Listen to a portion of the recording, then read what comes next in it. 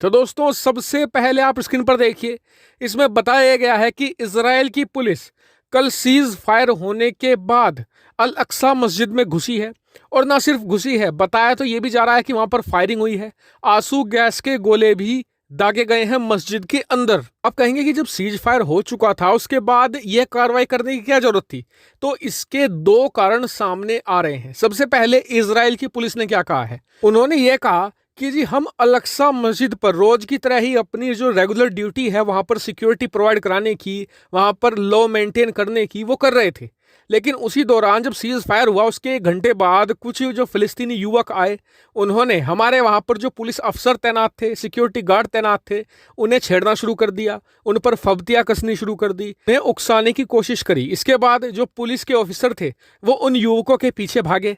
इसी के दौरान वो जो युवक थे वो अल अक्सा मस्जिद के बहुत ही डीप अंदर तक चले गए और जो हमारे ऑफिसर थे वो भी उन्हें पकड़ने के लिए बहुत ही अंदर तक गए। उसी दौरान जो मस्जिद के अंदर कुछ लोग थे उन्होंने उन युवकों को बचाने की कोशिश करी और इसी दौरान ये झड़प हो गई और हमारे पुलिस अफसर्स को वहां पर फायरिंग करनी पड़ी है। ये तो है इजराइल का वर्जन। अब आ जाते हैं जो फिलिस्तीन ने कहा है। फिलिस्तीन ने कहा है जी चलिए ये बात सही मान लेते हैं हम कि आपको कुछ लोग छेड़ रहे थे, लेकिन आपको मस्जिद के अंदर नहीं घुसना चाहिए था। जहां पर बच्चे थे, औरतें थी, वो वहां पर प्रेयर्स कर रहे थे, नमाज पढ़ रहे थे, तो आपको वहां नहीं घुसना चाहिए था, क्योंकि कुछ बच्चे भी इस भगदड़ के दौरान घायल हो गए हैं, कुछ औरतें भी इसमें घायल हुई हैं।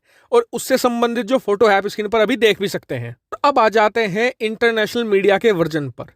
जो अंतर्राष्ट्रीय मीडिया है वो ये कह रहा है कि इजराइल यहां पर जानबूझकर अंदर घुसा है। उसका कारण यह है कि कुछ फिलिस्तीन के लोग और हमास ये दावा कर रहे थे कि युद्ध वो जीत चुके हैं, अब इजराइल दोबारा कभी अल अक्सा मस्जिद में नहीं घुसेगा। ऐसे में एक घंटे बाद ही सीज फायर के वो अंदर घुस गए और ना सिर्फ अंदर घुसे, वहां पर फायरिंग की, आंसू गैस के गोले भी दागे, जिस वजह से इजराइल ने साफ संदेश दे दिया है हमास को भी और साथ ही फिलिस्तीनियों को भी कि युद्ध तो हम ही जीते हैं। यानी कि अपनी जो जीत है उसे और मजबूत किया है इस घटना के बाद इजराइल ने। अंतर्राष्ट्रीय मीडिया का यह दावा काफी हद तक सही भी लगता है, वो इसलिए कि जैसे ही ये अल अक्सा में फायरिंग वाली खबर बाहर निकलकर सामने आई, जो फिलिस्तीन के लोग जश्न मना रहे थे कि जी हम युद्ध जीत गए, और साथ ही हमास के लोग भी जश्न मना रहे थे कि हम भी जीत गए, उन लोगों का जो जश्न था वो तुरंत रुक गया है। यानी कि ये ट्रिक इजराइल के लिए काम कर गई है। अब सवाल उठता है कि इजराइल पर क्या दोबारा हमला करेगा हमास? तो देखिए, हमास के बस की बात तो नहीं है कि अब इजराइल पर हमला करे, उसकी हालत तो वैसे ही जर्जर है।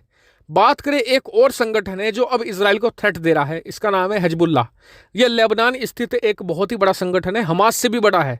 तो इससे कुछ ना कुछ खतरा हो सकता है, इजराइल को सावधान होने की थोड़ी सी जरूरत है। बाकी अरब देशों की बात है तो वो तो पहले भी नहीं आए थे इजराइल से लड़ने और आज भी नहीं आएंगे, क्योंकि उन्हें पता है कि वो युद्ध हारेंगे, फिर इजराइल उनकी जमीन कब्जा लेगा। यानी कि वो कुछ पाएंगे तो नहीं बल्कि उल्टा खो ही देंगे। और इसका सबसे बड़ा उदाहरण है पाकिस्तान और तुर्की। दोनों ने सिर्फ बयानबाजी ही करी है, किसी में इतना दम नहीं है कि इजराइल के ऊपर एक गोली भी फायर कर दे। अच्छा सुनो, चैनल को सब्सक्राइब करो, उसके बाद घंटी बजा देना ताकि अगली वीडियो आपसे मिस ना हो पाए। Thank you.